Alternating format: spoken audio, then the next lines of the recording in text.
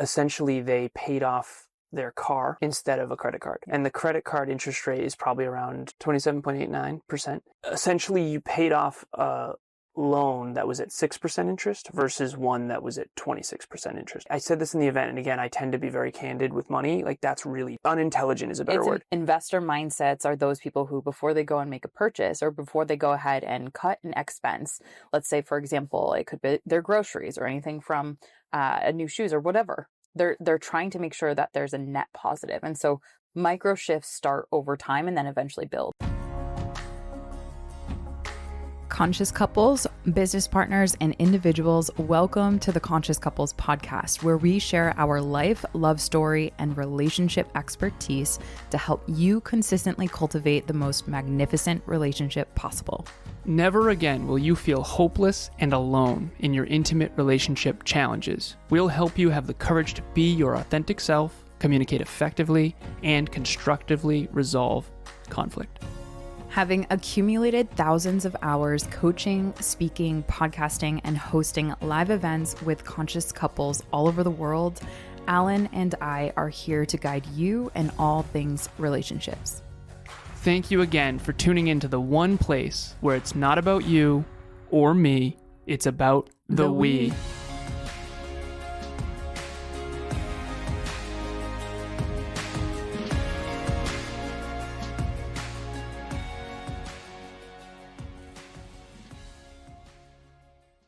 Conscious couples and individuals from all over the world, welcome back to another episode of the Conscious Couples podcast. Today we have for you episode 206, the top 3 ways to align with your partner on finances.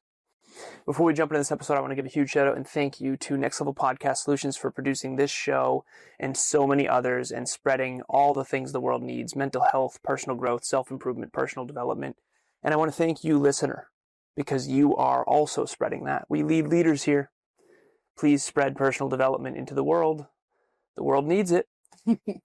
Before I jump into this episode, my love, ladies first, what is your intention? My intention is for our listeners to be able to listen to this episode, walking away with three simple things. Mm-hmm. Tips. We call them alignment tips, so that you and your partner can practice these, because we saw it during RTE, our last relationship talks event. Finances are really difficult. It's a really hot topic and most couples fight over them. So we want you to walk away with 3 tips that you and your partner can practice to align on your finances today. So in the event, you pulled up a slide of a baby in the womb. Yeah. And it showed how you had like a series of 6 different images pop up. Mm-hmm. And you were basically, by the end of it, saying, is there a single part of life that finances don't touch or impact? Yeah. And the answer is obviously no. Crickets. Yeah, exactly. So everyone in the event knows this, but essentially, first question for you, love. Do you think there's any couple on earth who hasn't ever had challenges around finances? No, I don't. And some of the stats that we pulled in the event that I'll pull in here off of recalls, I'm going to flex that skill right now. Mm-hmm. Couples actually, on average, fight approximately 58 times per year. That is couples who live in the same country. Couples who are cross borders are, meaning like they, have a long-term or a long-distance relationship, fight 72 times a year about money. So do I think there's any couple that's not fought? No, I don't. You and I talk about fighting versus debating, and I think this is hard for us because you and I have never really fought about money. I know, I was just going to say, Yeah. with the exception of you and I, but that sounds super pompous. Yeah. And you and I have never fought about money. It's we have healthy had discord. Healthy discords. Yeah. And there have been times where you and I have needed to align our philosophies For sure. on money. There's overly abundant, there's overly scarce, and then you ebb and flow between those. Yeah. So just to provide context to all the listeners, if the average, we'll say, is 58 times a year fighting or arguing about money, Yep. There's only 52 weeks a year. Mm-hmm. So that's a couple fighting every week on average. So if you're out there, send this episode to your partner and have this be the first block in the new structure of aligning on finances. Emilia and I have a whiteboard right outside the studio here where we write down how much money we earn every day. Mm-hmm. And what you don't track, you don't manage. What you don't manage doesn't improve. And I do think we're pretty anomaly in that. I don't know if there's other couples that are doing that. I've not heard of one. Yeah. So you and I own 3 businesses between the 2 of us. Mm-hmm. And I'm sure there's couples out there that track finances, but I coach right now 25 people, and I'm encouraging every one of them to track how much they earn and how much they spend and how much cash on hand they have available. Mm-hmm. So the top 3 ways, I don't want to overwhelm anyone. If you do need help on finances, though, I'm going to jump right into it. Yeah. Emilia and I coach couples on this. You're going to have a digital asset put in the show notes about how to start small and build. We have couples absolutely flourishing, not only financially, but in love as well. Mm-hmm. And so Relationship Talks coaching, the first one is free. If you and your partner, so I don't know if you know this stat, Love, but as a coach, I looked this up. For a good coach, and this is the key, good is the key word because there's a lot of terrible coaches out there. Quite frankly, I've had several of them. 788% return on investment across your lifetime. Yes. So that's what the research shows for a great coach. Mm-hmm. AKA, if you put $1 in today, over a lifetime, that will turn into $788. Okay?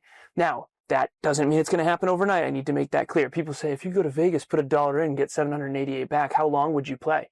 The truth is you get punched in the face for 10 years and then you get your $788. So it's not going to be easy. Emilia and I are not about easy. But if you do want to flourish financially, we know exactly how to do it. Yeah. We know how to set you up for success, and we'll check in with you every other week. So Relationship Talks coaching in the show notes. That's great. So thank you to everyone who came to the event. Emilia had created slides where we have the top 3 ways to align with your partner on finances. And I'm going to kick it to you, Love. What is the first one? Yes, the first one we have is practicing safe space conversations with your partner.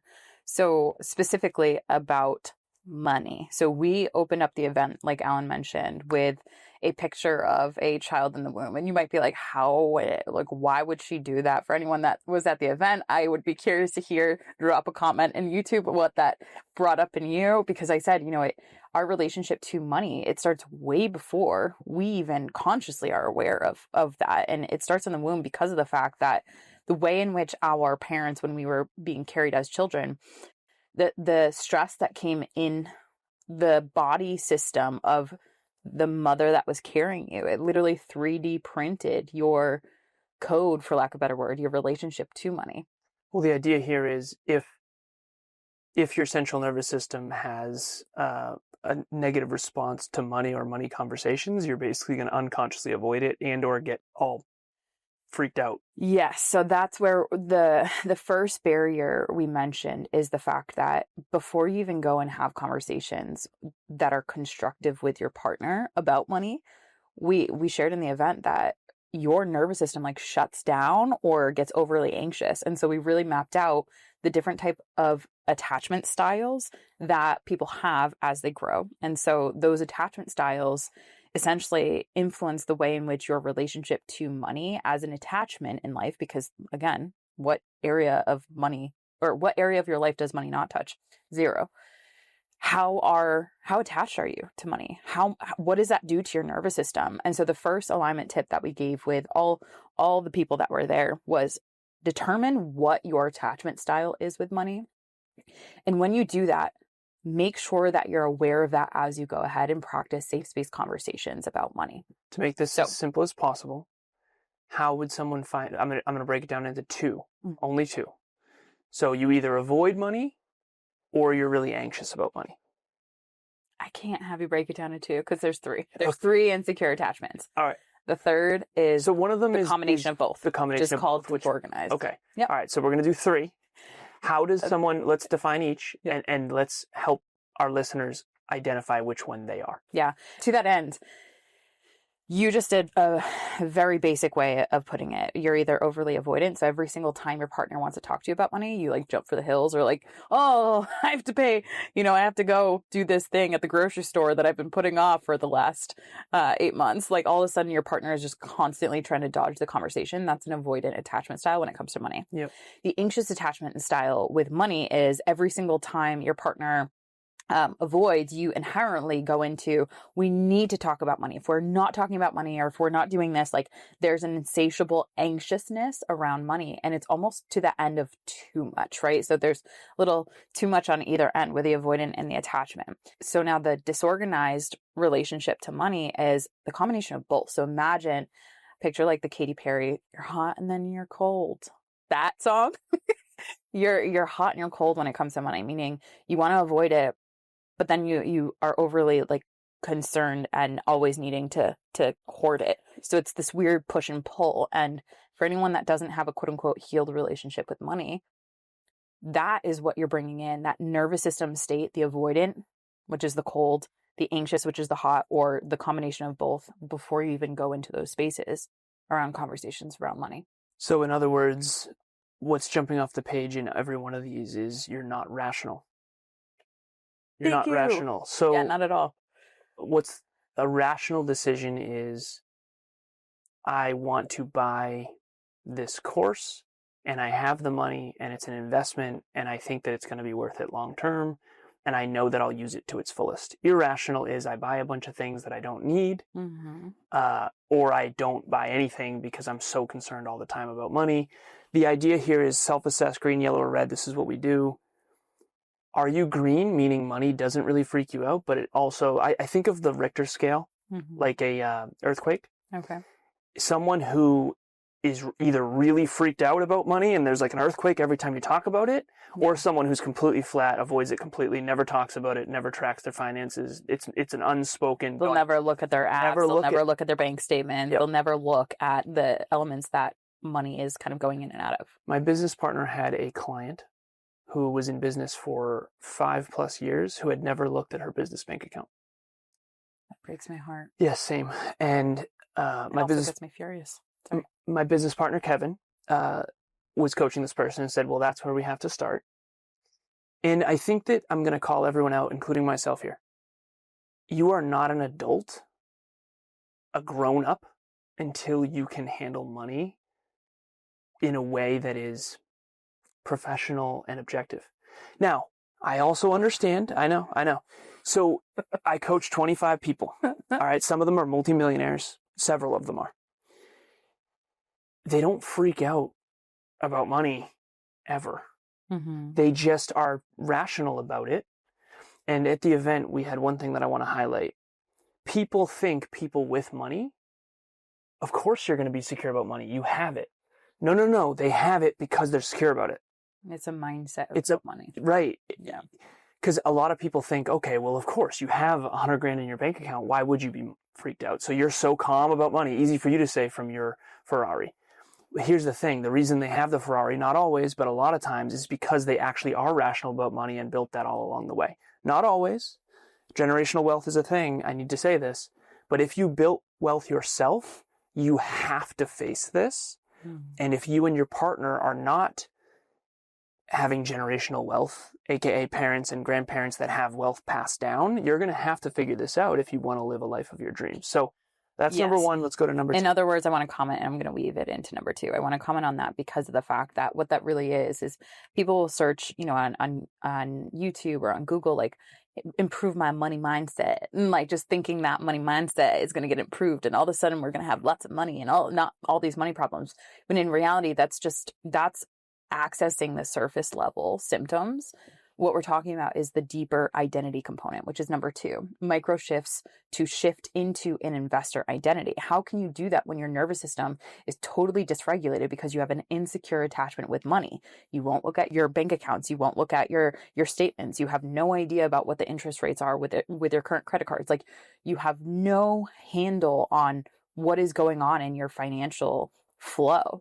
And that is someone who has a dysregulated nervous system. And literally, as a result of the lack of dysregulation, aka why step number one is so important, you literally cannot make a rational decision or have a calm, regulated conversation with your partner, which you and your partner are making the most important decisions in your life when you're talking about finance. So in the event, you had given a story of a past client who essentially won the lottery. They won $19,000. Yep, like that. And I got to tell the story. Mm-hmm. And essentially they paid off their car instead of a credit card. Yeah. And the credit card interest rate is probably around 25+%. 27.89. Okay, nice. 27.89%. Mm-hmm. And the car loan was what? Do you remember? 5.86, I want to say. Okay. So essentially you paid off a loan that was at 6% interest versus one that was at 26% interest. I'm rounding up. Yeah. Okay. And I called it, I said this in the event, and again, I tend to be very candid with money. Like, that's really dumb.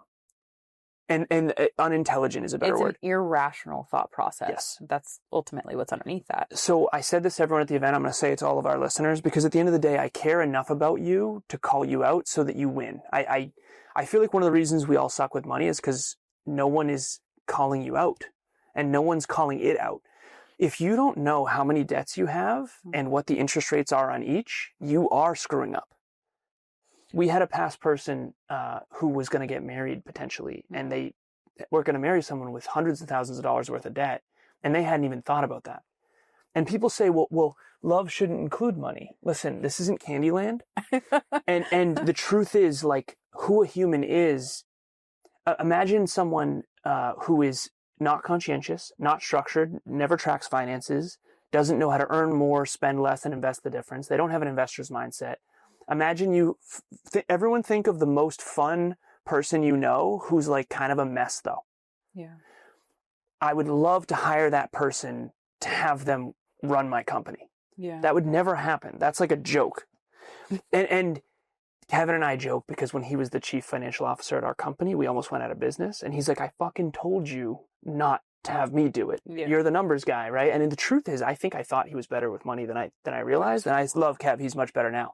But I remember thinking like, whoa, I should have been doing this the whole time. The whole time. So at the end of the day, what's your money skills? And then the investor mindset thing is, one person spends money, the other person invests money for a bigger, better, brighter future. We don't have a ton of time, love, so we're going to have to move on. Is there anything you want to share on No, I just want to conclude that. So the alignment tip number 2 is make micro shifts towards the investor mindset, which that literally looks like the rational thought process engaged upon in our discussion, because you're either a spender and you're not thinking about the long-term implication of your current consumption, for lack of better words.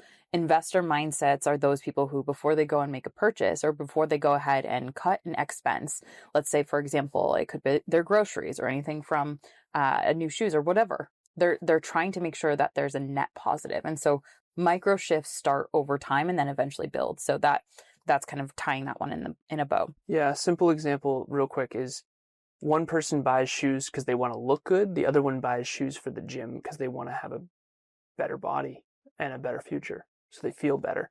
Another example is I just bought a course for $1,495 yesterday.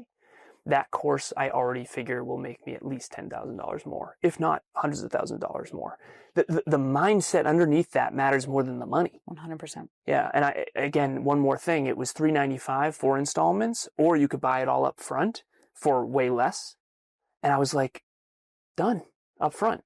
Now, I realize not everyone's in a position where they can do that, but you and I just talked yesterday on our walk about Audible. We use Audible, and we've had Audible subscriptions for the last, 4 or 5 years. I said, you can save 16% if you buy the year instead of the month. And she's like, done.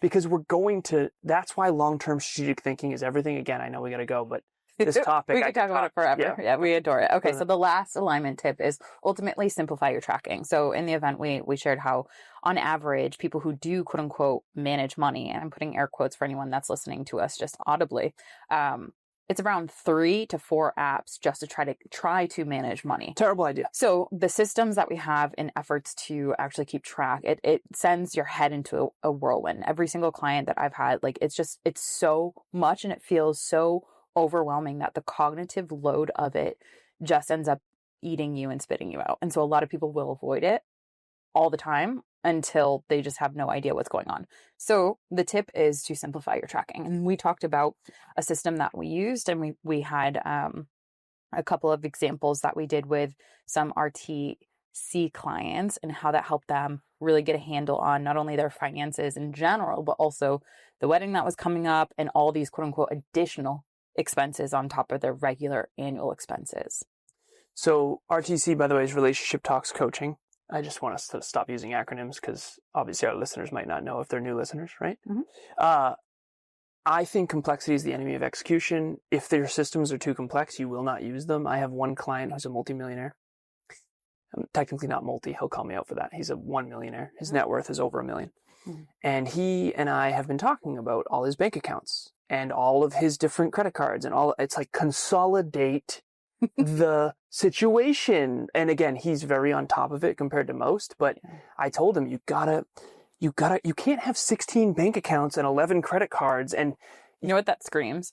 Don't put your eggs in one basket. One of the dumbest things, one of the most tragic sayings that people pick up and don't actually look into. They just take at face value and then diversify without any logical, rational thinking underneath it. This client is his father was an accountant, and I'm not calling you out, brother. You're great. Okay. You're on the higher end, and even he needs to button up.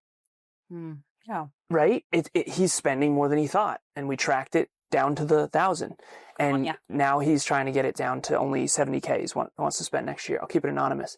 But at the end of the day, if your tracking is too complex, because he had a bunch of apps and he had them all integrated. And I've been there. I know. You and I, when we first got together, I was like, sweetheart, we need to consolidate so that this is simple so you know where all your money is. And I'm a computer engineer. I'm a numbers guy. If you don't know your numbers, you're in serious trouble. And you better have people in your corner who do know your numbers. But at the end of the day, I just want to see you all win. And so we have a digital asset in the show notes that we're going to be giving away. Click the link in the show notes. Do you want to describe that briefly before we get out of here? Which one do you want to have us drop? Because the one we you offered emailed me yesterday. Oh, okay. In Canva. So, okay. The one that I emailed you yesterday. That was We Finance Board. Yep. Okay. Yeah. So that one's a really great first step for people dipping their toes into what we're talking about, which is essentially what you're going to see is 3 quote unquote columns. Imagine this shown up on a whiteboard, right? You and your partner now finally have a shared space, which is why it's in the tracking sector. So where you can finally have both of your numbers, like Alan and I kind of mentioned, we have a little whiteboard that we make sure that we track how much did we earn. And so you have how much you earned, how much your partner earned, and then how much you earned, we earned in the middle. And that's something that you can write every single day. And then eventually when you want to be spreadsheet nerds like us, we have a system, a spreadsheet that we use that is even better. The key here is the only wrong answer is to not start. Yeah. The wrong answer is to not start. So for those of you that are not on YouTube, we're going to describe this. But for those of you who are on YouTube, right behind us, we have the we triangle, the we pyramid. And you have me, Emilia, and then the we, which is the relationship. Picture literally drawing this out on a whiteboard. And then you have how much I earned, how much she earned, and then how much we earned together. You can do this daily, weekly, monthly, quarterly, annually, and then see how much you're earning over time. Earning more allows you to level up your lifestyle. And as long as that's step 1. Track your earning is step 1. I was going to say, there's so much more. Like, well, what if I don't have a job and it's just my partner that's earning? And so there's a lot of nuances in these. Even if it's 0, track 0. Then, okay, you can track how much you're seeing. Well, so here's there's the thing, so many things you can track. Listen, I got to say this. So I have one client who's tutoring. He works at the school. So he's tutoring privately, he works at the school, he works at the bank, he picks up every Saturday shift, and he's getting a financial certification. Good for him. And he also does DoorDash. Yep. There's so many ways to earn. There's so many ways. But if you don't start tracking those zeros, you might not have the incentive and the necessity to go earn. Because once you start tracking it, you're going to realize not much is going down. And it's time to make some changes. So behavior follows tracking, not the other way around.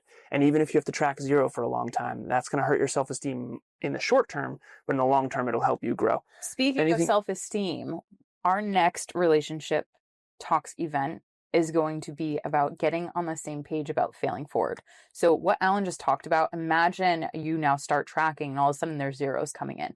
And there's nothing you like, I don't know what to do about that. You feel like a failure. You feel like a failure, and you might not necessarily feel like you're failing forward. You just feel like you're failing backwards.